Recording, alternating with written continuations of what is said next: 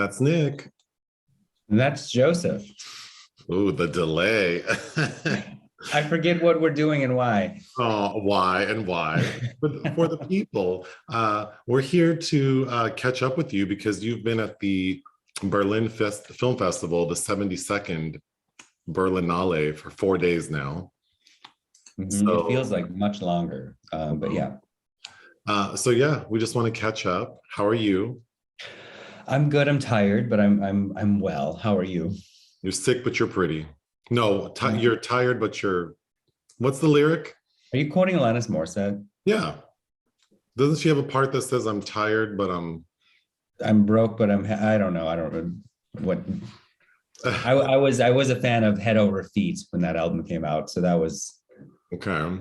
And you also sang. We did karaoke on your 30th birthday.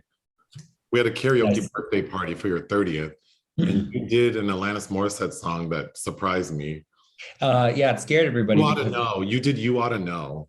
Yeah, and I went in because I can, and everybody was scared after that.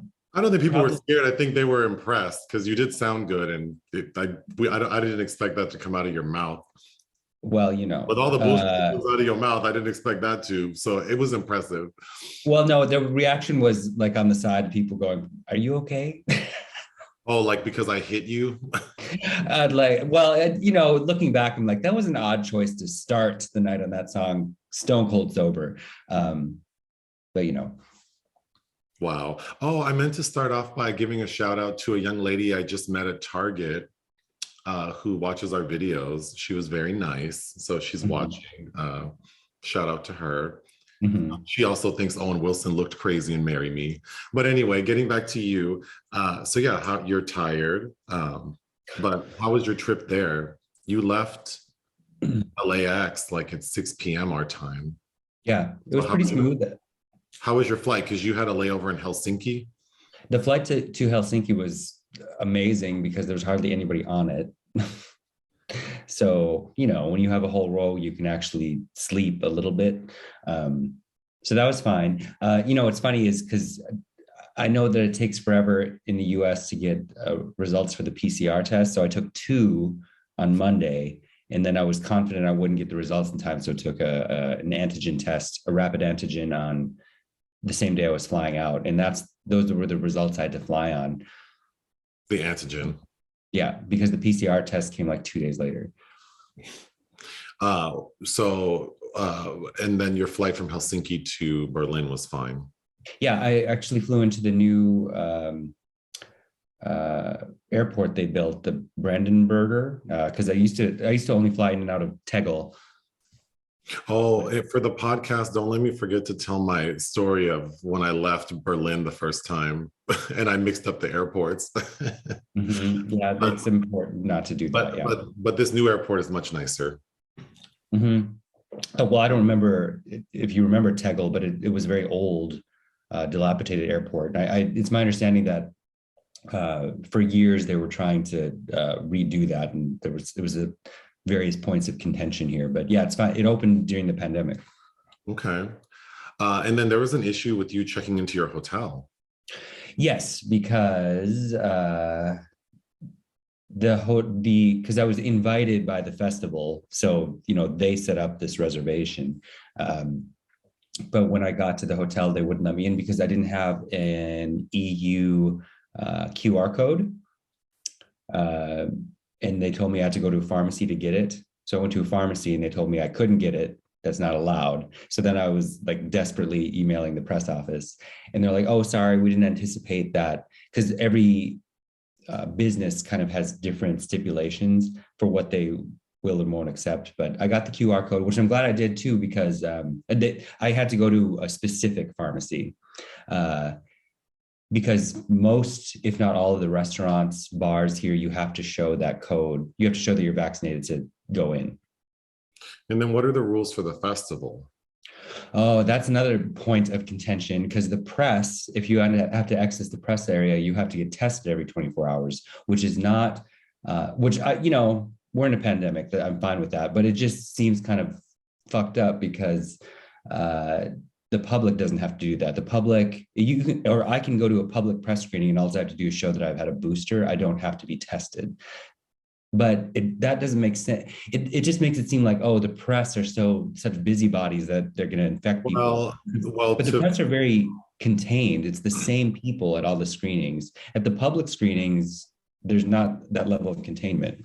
To have this make better sense, I think you should explain that some of the press who are there were saying that if they test positive for COVID, they would just go to the public screenings because so it's just demonstrating how pointless that is because well, you do that to everybody or not at all, really. But again, I also feel like it's a bit safer to do that. And I don't know if they just felt like it would be too much to also exact that upon the public. But the screening rooms are at 50% capacity, but they have, and you also have to book, like at other festivals since the pandemic, even if you're press, you have to get a ticket to the press screening. So every morning I have to wake up and book my tickets for 2 days in advance. Now having attended Cannes, Venice, and Berlin during the pandemic, each one has its own like kinks and weirdnesses. But that's been pretty smooth. I haven't had a problem with that. So getting down to the business at hand, what are some films you've seen that you oh wait, but also every morning I have to get a test every morning. Okay. That it takes like 20 to 25 minutes. It says it's 17, but it takes longer. But then everybody's like going to the same hubs. So that's a little stressful in the morning, although they have many. It's just, I want to go to the one convenient to me. Then to make it easier, you have to go to a different checkpoint to get a wristband with your negative test results. So for the day, I can get in much, like, because otherwise, yeah. Okay, so let's move on. So what are some things you've seen that you really liked? Well, it's day 4, but they're kind of doing, and I think this is pandemic related, where all of the competition films will screen by Tuesday night. They will all be done, which in the past, that's usually not the case. It goes until the competition films will unspool until the Thursday with the ceremony on Friday or something like that. But everything's very truncated, which is a bit stressful, especially if you're covering competition films, because it's like that. I'm seeing 4 comp films a day to like get them all in. So there's only 2 more days left of competition films. So I've seen almost all of the competition. I've been a bit underwhelmed across the board, but some things that I've liked. Yes. Keep in mind, I'm trying to be wary of what I'm saying, because even some things I saw today, I think technically I'm not supposed to talk about, because nothing's supposed to be posted about a film until 30 minutes after the public screening has started. And so as press, I see things a day in advance usually. Well, then maybe to be safe, I would just not post the video. I'm not posting the video until 30 minutes after all of the films you've talked about have screened for the public. Okay. Is what I'm saying right now. As far as competition, like I said, I've been a little bit underwhelmed. The festival opened, though, with a film that I was expecting to despise, but I actually was a bit entertained by it. Peter van Kant, directed by Francois Ozon. I haven't liked a Francois Ozon film in a long time. And I especially hated the film that hated. I really did not like the film he had at Cannes this year with Sophie Marceau. But this is a remake of The Bitter Tears of Petra von Kant, which I know I've made you watch because it's in my top 10 of all time. I recall. So Ozon, who's gay, made this. He turned it into, instead of a lesbian film, a gay film. The lead is a male, but he also made it kind of, he commingles it with, it also feels like partially a Fassbender biopic a bit, with Denis Ménochet. And it took me a little bit to get into Ménochet's performance, but by the end, I quite liked it. Hannah Shaigala from the original shows up as his mother. It has a very beautiful looking Isabelle Adjani, who you know from the film Possession. Yeah, it's nice and bitchy and entertaining, but I don't know that I think it'll win anything. I also liked a Chinese film called Return to Dust. Again, it's far from perfect, but two pretty good lead performances. I heard somebody refer to it as poverty porn today. It's a little too obvious on some metaphors, but I did overall really enjoy it. Today, I just saw Passengers of the Night with Charlotte Gainsbourg and Emmanuel Béart.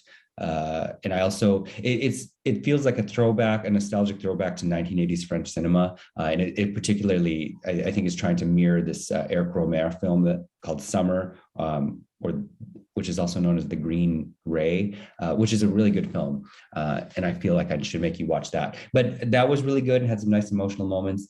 And a more divisive title I've liked is Bertrand Bonello's Coma, which is in the Encounters program. And it's more of like a personal essay, pandemic era film. It's about, it's like a father's love letter to his daughter, but I thought it was really poetic because it's also a film about a girl who is having these nightmares that are mirroring real life. Kind of, it's interesting and it's doing a lot, and I can understand why it's not in competition. But it feels like it's going to be a very good time capsule.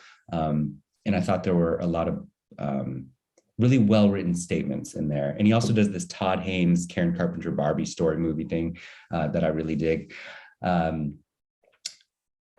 There are films that I've really disliked in the competition, including Rithy Pahn's Everything Will Be Okay, which he's a Cambodian director. That was insufferable. And it sounded like it was going to be really good because it's about imagining the world if animals took over control of humans and enslaved them, kind of. But there's this really obnoxious narration track that really has nothing to do with the more interesting images going on screen. It just felt very pretentious. But again, the ideas, if it wasn't so monotonous, the ideas made me think of George Orwell's Animal Farm spliced with the Island of Dr. Moreau. I also really didn't like Ursula Meyer's new film, Swiss filmmaker. Her first movie starred Isabelle Huppert, Home, which I was a fan of, and I liked her second film, Sister, with Léa Seydoux, but The Line with Valeria Bruni Tedeschi, I had a hard time with that. But what I've liked by far, the worst thing I've seen is German filmmaker Andreas Dresen's, it's called Rabiye Kurnaz versus George W. Bush. And it's kind of like a 9/11 Guantanamo comedy that I absolutely hated. I hated the lead performance. The German press loved it. Oh, and that reminds me, the German press hated this film that I thought was awkward but strangely magical. It's called AEIOU, A Quick Alphabet of Love or something. Very awkward title. I knew that the German press had seen it already and hated it, so I went in with very low expectations and came away really. The first hour there were very cringeworthy moments, but daring. But by the end of it, it has this really nice Harold and Maude vibe, and it stars this German actress that I haven't seen in a while that I do quite enjoy. She reminds me of Glenn Close, Sophie Roy, who you saw with me in Toronto in that film 3, that's by Tom Tykwer, that story about the married couple that invites that man into their relationship. The one who they meet at the public pool? Yeah, they're both sleeping with, unbeknownst to the other. But they meet him at a pool. Yes, and they have a kind of a 3-way. It's that actress, but again, it's not great, and people, it's also very divisive, it seems like, in the response to it. But it has this weird charm that I really responded to in the last half. And then are there titles upcoming that you are? Well, yeah, you know that they're giving Isabelle Huppert an honorary Golden Bear Award. So they're showing a retrospective of 5 of her films, all of which I've seen, of course. But she has a new film premiering here in the special screening section, out of the competition. It's called About Joan. So that is, I think, tomorrow. So yes, that is very much. Will she be there? Yeah, she's here. She's not doing interviews, though, at least with for coffee. Well, I have to stalk her, and I don't have the time. No, just DM her on Instagram. You know, I've tried to DM her before. She doesn't respond. People DM me all the time, and maybe by the eighth time I'll respond. So you know, just try again. Well, if you're going to put yourself out there like that, you're going to have, you know, lots of DMs. Oh, me? Mm-hmm. Oh, well, maybe I should scratch that. So please don't DM me. No, I'm just kidding. If I haven't responded after two, I mean. Oh, you know what? That's a good point. Yes, if I haven't responded after several, but no, you know, that's probably not an accurate statement. What's more accurate is that some DMs go to like, if I don't follow someone, then it doesn't go into like my primary messages. Mm-hmm. So I don't see them. So then I have to look for them, and I don't look for them regularly. So there are times when like a long period of time goes by that I missed a message. That I still may not respond to. But anyway, okay. So the new Isabelle Huppert movie. Yes, the last competition film I'm excited for. It's a new Hong Sang-soo film, who works very often in, I don't want to say he's hit or miss, but they're like lesser Hong Sang-soo films. This one's called The Novelist film, but that'll be Tuesday night. I'm excited for that. I've already heard that it's terrible, and I assumed it would be terrible, but there's a new Dario Argento film called Dark Glasses, which I'll be making a point to see towards the end. But this will be, I'm staying the whole time this year, and after Tuesday, I'll have breathing room to kind of pick and choose a lot of stuff I've missed in the sidebars. Okay. So yeah. Well, I hope you're enjoying your trip. Mm-hmm. And hope you stay safe. Mm-hmm. Likewise. Oh, and I did an interview. That's right. Tell us who you interviewed. I interviewed Natalia Lopez Gallardo. Her directorial debut, Robe of Gems, was in the competition. Notably, she's married to Carlos Regadas, who's one of the most notable contemporary Mexican film directors. She has edited all of his films since Silent Light. And I've seen all of those. So it was kind of interesting to meet her just purely for that. And I liked her debut well enough. I think that it was actually just a very smooth conversation, and she was very sweet. Told me she's working on something else, and her husband is too. So that was nice. Okay, it'll be posted on Ion Cinema. Yes, and he might have already posted that. I haven't had time to look. Okay, I'll research. Mm-hmm. Yeah. Well, of course, we'll do a video when you return to recap your best of. Mm-hmm. And I'm sure we'll talk a little bit more about other activities in Berlin, maybe on the podcast, or, you know, like details, like what you're eating and where do you go? And, but yeah, that's all I have. A final note is that after many requests, I finally decided to provide our PO box. Because it seems people want to send us things, and we do like things. So please feel free. No anthrax, but you know, movies, t-shirts, money, candles, you know, whatever you want to send. I don't know. But yeah, the PO box will be in the description below. That's all I have. Are you done? Yes, I am. And I hope you're enjoying your alone time. Oh, yeah. No, I do miss you. I do miss you. Oh, good. And the cat does too, because she keeps shitting outside of the litter box. I think that might be a different problem, but I'm gonna deal with that in a minute, actually. Okay, bye.